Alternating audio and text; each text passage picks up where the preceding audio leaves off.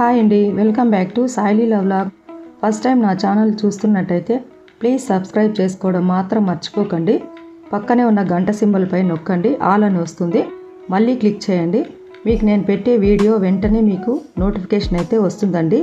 చాలామంది అడుగుతున్నారు మీ వీడియోస్ రావడం లేదని, అందుకేనండి చెప్తున్నా. ఈరోజు స్పెషల్ రెసిపీ వచ్చి గోంగూర రైస్ అండి. ఇది చాలా ఈజీగా అండ్ టేస్టీగా తొందరగా చేసుకునే గోంగూర రైస్ అండి. దీనికి కావాల్సిన ఇంగ్రీడియంట్స్: గోంగూర, ఎండుమిరపకాయలు, ఉద్దిపప్పు, శనగబేళ్ళు, జీలకర్ర, మిరియాలు, కొద్దిగా పసుపు, ఇంగువ. పోపుకి కావాల్సినవి ఇవేనండి ఇంగ్రీడియంట్స్.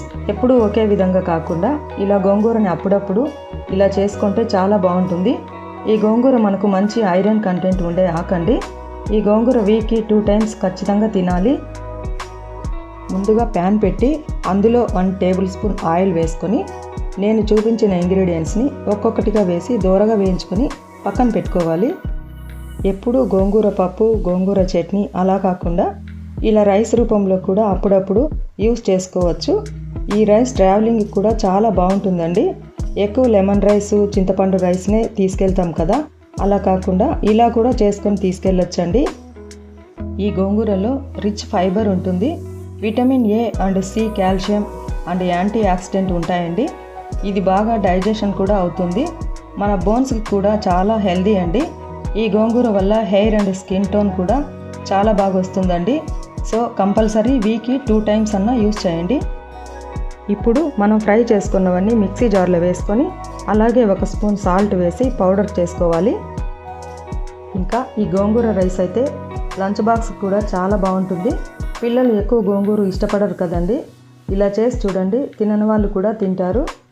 గోంగూర మనం చేసే రైస్ని బట్టి క్వాంటిటీని వేసుకోవచ్చు. గ్రైండ్ చేసి పెట్టుకున్న పౌడర్ని పక్కన పెట్టుకున్న తర్వాత మరొక ప్యాన్ పెట్టి అందులో ఆయిల్ వేసుకోవాలి. కొద్దిగా ఆయిల్ ఎక్కువ పడుతుందండి.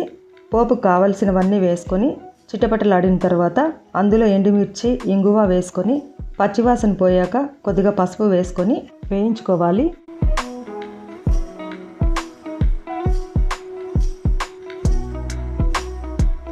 తర్వాత కడిగి పెట్టుకున్న గోంగూరని ఈ పోపులో వేసి లో ఫ్లేమ్లో ఈ ఆకు మగ్గేంత వరకు వేయించుకోవాలి.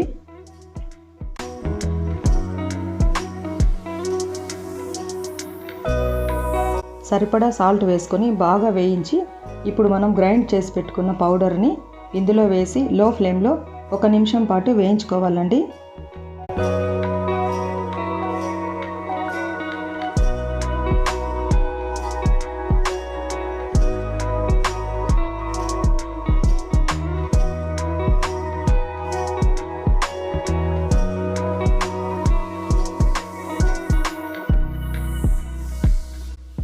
అంతేనండి. ఈ పేస్ట్ని రైస్లో కలుపుకోవాలి.